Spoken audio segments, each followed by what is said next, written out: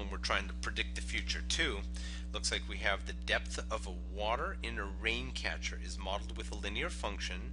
The depth is 2.71 centimeters after 4 minutes, and after 7 minutes it is 3.67 centimeters. How deep will the water be after 9 minutes? Okay, so at the 4-minute mark, we know that it is at 2.71 centimeters. At the 7-minute mark, we know that it is at 3.67 centimeters. So, what is the change in centimeters per minute?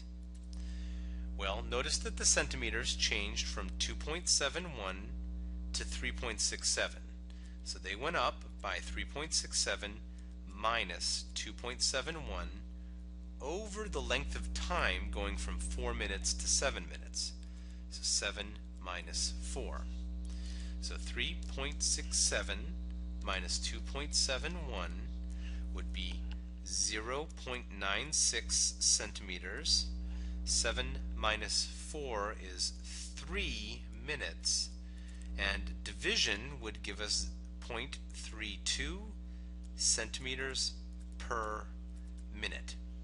So we know that this particular depth of water is increasing by 0.32 centimeters per minute. Now notice that we already know what it is at 7 minutes. So if we want to go up to 9 minutes, that means we need to add on an additional 2 minutes.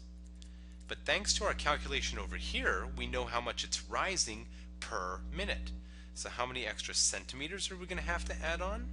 We're going to have to add on 0.32 centimeters times the too many minutes, because it was 0.32 centimeters per minute, but we had to wait for 0.32 times too many minutes for 0.64. So in total, that means now our height is going to be the 3.67 centimeter we had to begin with, and then we're going to add on that extra 0.64 centimeters we get in the next 2 minutes, and so we'll get 6, 12, 13. Looks like it's going to be a total of 4.31 many centimeters.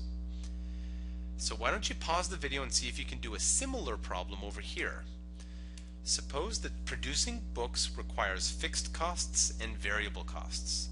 The total cost to create 75 many books is going to be $12.20, and we'll say that it's $13.20 for them to create 100 books. So assuming the underlying model is a linear model, how much will it take to make 200 books?